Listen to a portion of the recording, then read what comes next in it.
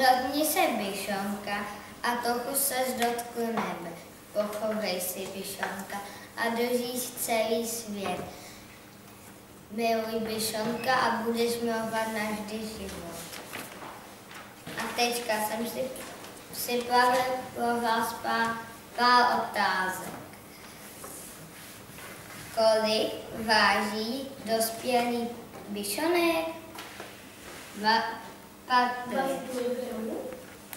Ne. Sála.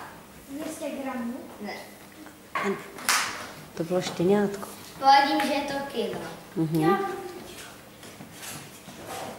Niky. 5 kilo? Jo. To se chtěl říct. Ale ještě to nejsou všechny.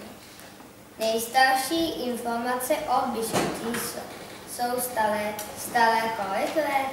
To nevím. Zkusím třeba 5 letů. 200 let? Ne. Kuba. 20 let. Míša. 20 let. Ne. Danek se hlásí. Dan. 2000 let. Jo.